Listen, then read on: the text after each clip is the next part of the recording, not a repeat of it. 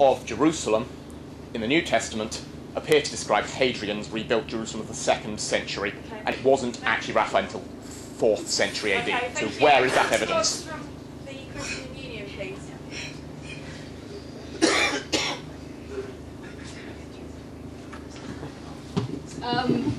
Just because you kind of referred to me, but I wasn't trying to say that Alexander the Great didn't exist, or I wasn't trying to say anything like that here.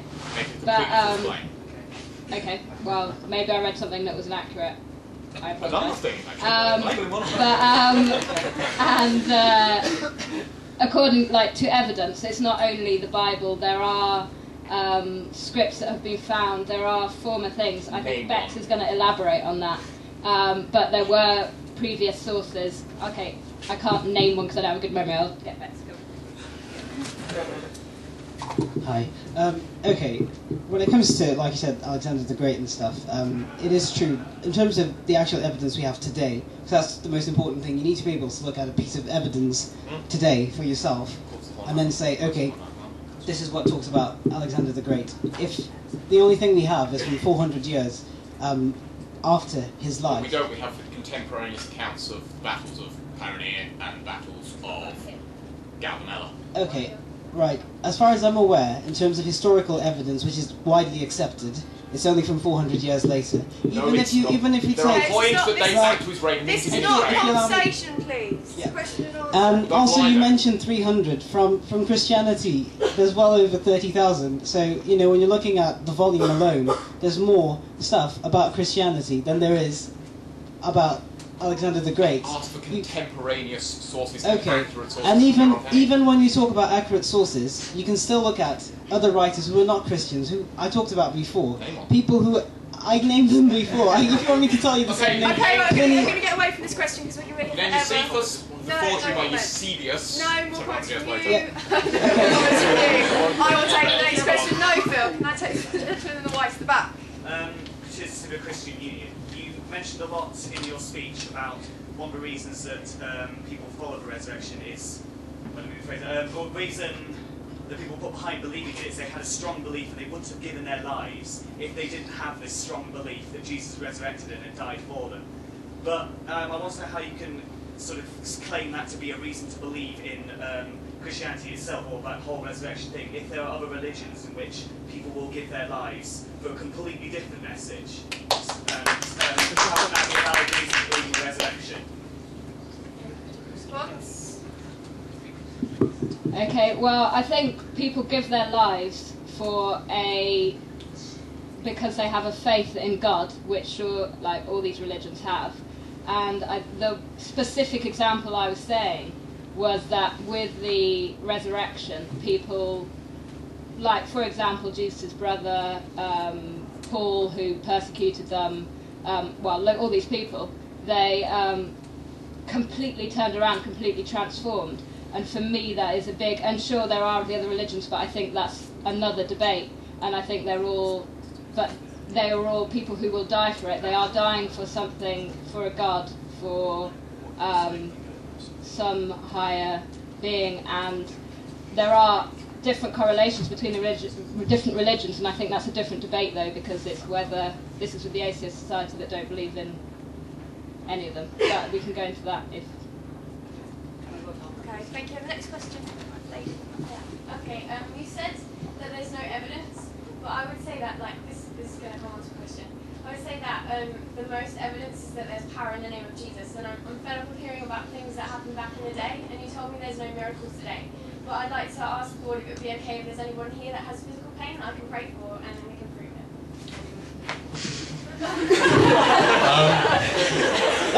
I trust by the mental reaction of everyone here that question shouldn't be treated seriously. Okay, let's go through a few things that have been asserted as miraculous. The Archbishop of Carlisle said that No, we're talking about miraculous. The Archbishop of Carlisle said that the floods in Yorkshire were the result of deviant behaviour, in particular homosexuality. Now, no one treated this claim seriously, but what would they have treated it with centuries ago? They would have treated it with deference. People would have said at the time, yeah, this Archbishop is right. we are being punished for our deviant behaviour. What about Mother Teresa? As I've just said, the person who claimed to be cured... No, you let me finish. The person who said to be cured of the stomach pains was in fact cured by medicinal behaviour. The point is this: no, there is not a single miracle within the last, let's say, century. I'll give you 1,000 years. There is not a single miracle that cannot be explained by science, or that is not overtly fraudulent and fanatical. Okay, so can I just say that wasn't the answer to my question? No, no, the question was, can you heal anyone? We don't have time for You that. can pray for me if you like. At the end, you can try it by all means, that's your own time.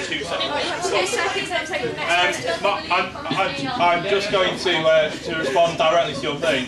I'm completely myopic. I will convert to Christianity if I don't need my glasses tomorrow morning. Okay. Okay, right, next question, please. Gentlemen. So, I like Jesus, I think he's a nice guy. But, no one was talking about some of the beats which he was studying. Like his capillaries bursting, going ranking his elbow and causing him severe elbow pain. My question is, how can a loving and kind God torture a decent man for the sins of other people? I mean, do we do that in an actual society? In our civilization, do we ever punish someone else for the crimes of someone else?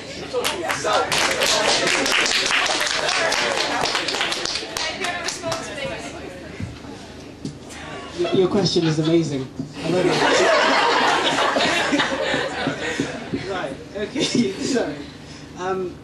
The whole point was because of the sin that we ourselves kind of have every single day, right? We basically displease God by the way that we kind of do things which are wrong. And the fact that Jesus was brought to die for us was showing how much God hates sin, and he was willing to actually do all the hard work for us, to actually give us something for free, essentially provide his own son to take punishment for the wrong things that we do, so we could actually have a relationship with him. God being a God of justice, if he was to fulfill justice, would need to punish what was wrong. And instead of punishing us for the wrong things that we did, he actually punished his own son. And the fact that his son was able to take all that punishment, all that stuff that he went through, was an evidence of his love for you. It wasn't so that he could, just... So can I punish you for Phil not believing in God? It'll be justified. You can punish me for him. That would show you how much I'd love him. If something, if he'd done something wrong... Would I be justified in doing that? If I punished you and persecuted you for Okay, again, it's not a conversation. Thousands were crucified. Okay, and it's we're not talking about people. we're not talking about people who just died. You talked about thousands being crucified. People can die, right? And fair enough. But he came back to life. Sorry, the uniqueness of Jesus' life is the fact that he died. Everybody dies. You're gonna die. I'm gonna die. That's different from coming back to life. Sorry. Lady in the pink scarf in the front wants to ask a question. I'm just going to say, you say the miracles don't happen and stuff, but I think a lot of people in this text can testify to the fact that their family, friends, their friends have had miracles, and even I myself have had a miracle in my hand. For example, you don't have to believe it, but I personally believe that when my arm broke 4 weeks before my A-levels, and I couldn't play my flute or anything, my arm was healed through prayer, and at the time I didn't believe healing could happen, but it happened. And you don't have to believe it, but I believe it, and I'm sure a lot of people in this text believe that. There is a question there. I can answer it anyway. I just like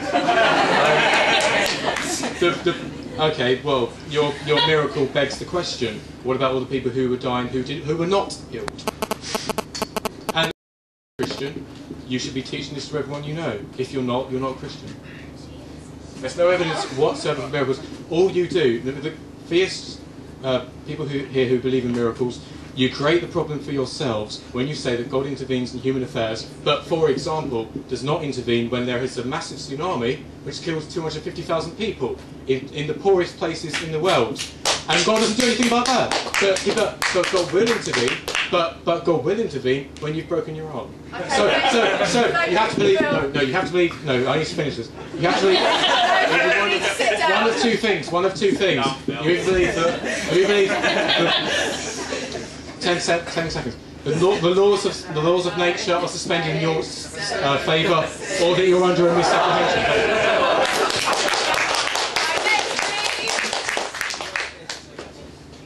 Okay, so as an Atheist Society, you believe there's no God, yeah?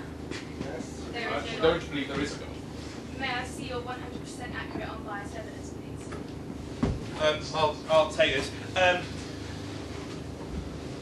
as a society,